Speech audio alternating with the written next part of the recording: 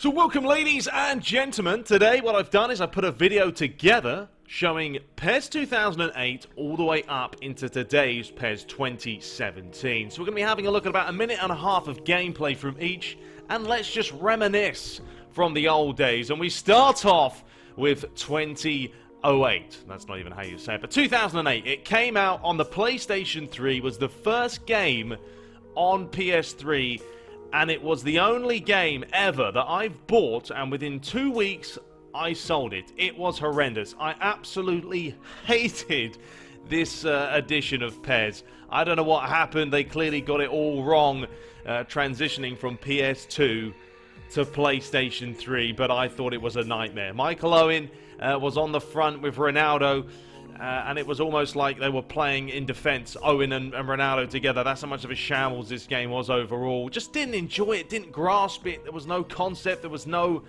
freedom of play like there used to be back in, obviously, the PS2 days, which is what we were accustomed to. We came from the PlayStation 2 era, where PES was known as the king of PES, or the king of football and everything else. FIFA was struggling to try and get a grips to them, but this was when FIFA turned the tide.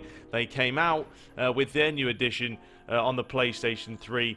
I think it was, what, FIFA 2008, and they completely turned it on its head, but I just didn't enjoy it. And be sure to let me know in the comments what game out of all of these did you enjoy the most. I'll let you know mine as we venture through. But yeah, I've shown a goal in every single one, so there's a finish. But one thing I do not like is the look of the nets. I mean, even if you're a net fanboy or not, you know, hey, that's some decent looking nets. So that's one thing that we got out of PES 2008, was the nets had a little bit of movement in them. Maybe Konami spent a little bit too much time worrying about them and the actual gameplay, but did not enjoy PES 2008. And I'm glad that they managed to sort it out and just fix it, because it was an absolute shambles. Let's move on. PES 2009, a year later. They came out with this edition with Mark Lawrence, of course, and John Champion as the commentary team. There was still no little passing gauge, as you can see, for the players. Everything was sort of scripted, and a pass was a pass. There was no soft pass and hard pass and all that jazz, but there's a finish straight off the bat from Samuel Eto'o, back when he was at Barcelona. That's how long this game was ago now. The number 9 smashing that in towards the near post. So, you know what, PES 2009, it was a better game. I think that was a no-brainer. It had to be better than 2008. But still, we're coming from the PS2 days, and it was different, wasn't it? It was just different. We had to start all over again. It was a learning curve. And yeah, PES 2009 was a game I played a little bit more than PES 2008, but still didn't enjoy it a whole lot, if I'm being fair. But it was a step in the right direction for them.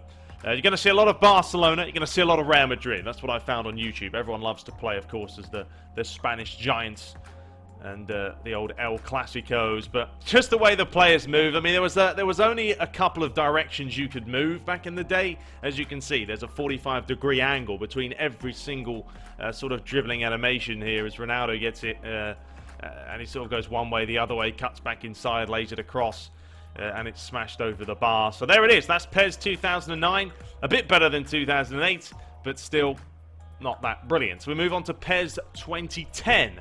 Lionel Messi was the low man up top there on the cover. And there's Karim Benzema. A little bit of an upgrade in graphics, as you can see. And the gameplay was tweaked quite a bit. 2010 was, I feel, a lot better than 2009. And we'll see a couple more goals as well, and see what the net physics are like, as we like to see those. But yeah, I mean, they're little minimal increments you'll see every year. Konami, that's all they're going to do. They're going to tweak it a little bit more, and try and just enhance the gameplay. The ones that I enjoyed the most, you're going to know. I mean, 2013 I thought was really solid. Before we have a look at 2014 in a bit, which, well, that's going to be a whole different ball game. But you can see the players move a little bit more natural in 2010. Players pinging it about nicely, just delivering it in, whipping them in for the crosses. There it is. Oh, what a save by the keeper. A bit of Man United and Real Madrid gameplay on show for you guys. And this was Dimitar Berbatov with a long ranger. but he couldn't manage to keep it down. One thing that hasn't changed, though, as you'll notice, is how everything looks the same at the bottom part of the screen. There's always been the same nameplates, the same radar. Konami ever really changed that? It's always been, to me, a little bit outdated, as Nani manages to score with a nice deft touch set up by the big Bulgarian. So what does that mean? Well, it means we move into PES 2011. Lionel Messi was still on the cover of the game. And 2011, you can see a nice start to the match. Nice broadcast type camera angle. And I think this is possibly the last game that they did before the pass support or the pass gauge. Oh no, there it is. It is on. Sorry, I lied. So this is the first game, 2011, on the PlayStation 3. Was when they brought in the passing gauge after FIFA brought it in, well, probably a couple of years before that. So that certainly changed the game, because you're able to sort of dictate how fast, how soft you wanted to play a pass, and sort of go from there. And that changed the gameplay ever so slightly. As you can see here, I've taken off the name bars. They're gone. And just using it above the players' heads. I just think it looks better that way. But this was a better gameplay. You know, the game started to pick up here. Konami finally got a little bit of momentum from sort of 2010, 11, 12, 13. That's where you're going to see the game is increasing quite a lot.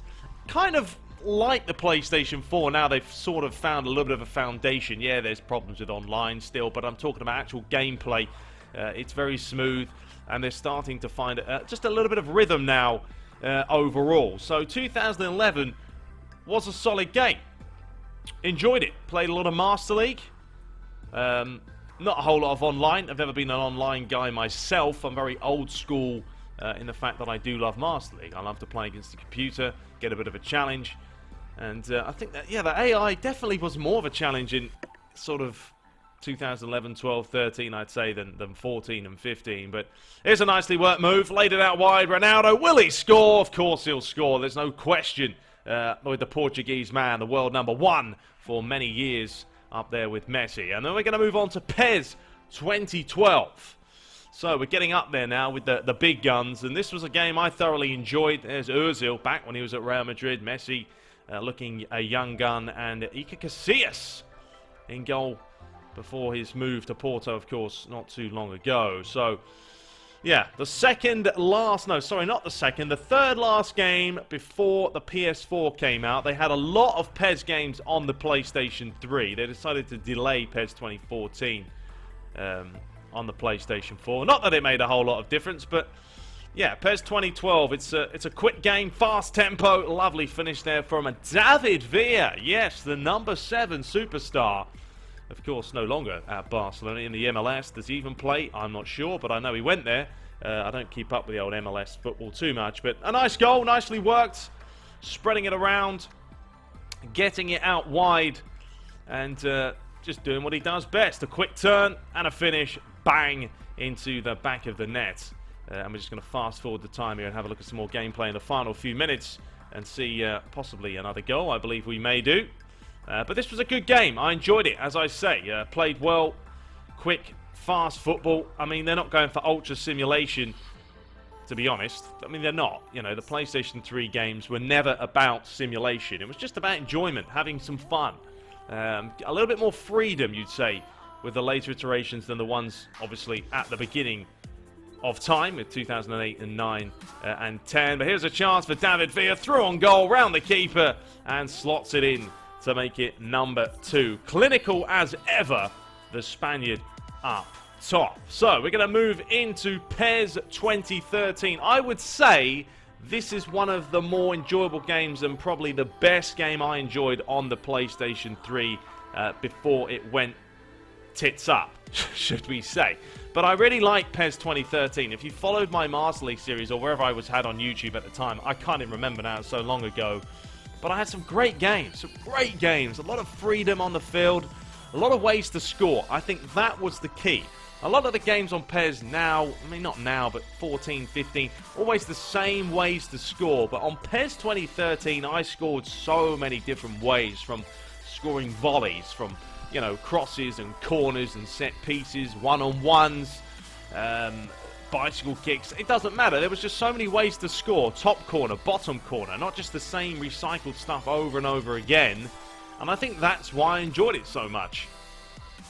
Played well, looked nice, and yeah, PES 2013 was one of the better ones for me. I'd say that out of the PlayStation 3, the worst games would have to be PES 2008, and we're going to get to the next one in a minute.